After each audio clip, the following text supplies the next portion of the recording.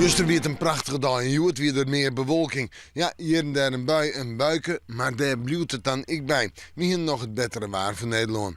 Wel, joen en vannacht.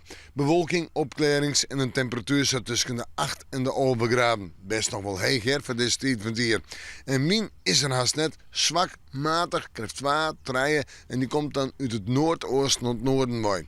En morgen, het wordt nog een aardige dag. Een aardige dag met droeg waar zat nou ligt het mooi. Zinnen, maar bewolking. Die zinnen is er regelmatig bij.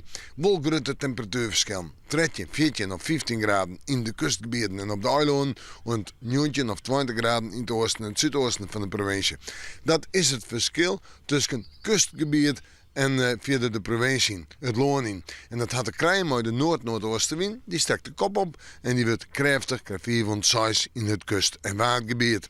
Nou, het zuidgenaag komt vanuit koude zeewetter. Dan terug naar de oordedagen. Wel, ik denk dat wij op Tonsje een waardtype hebben met een buiig karakter, flink wat wetter, kans op tonger en een temperatuur om het bij de 14 graden heen.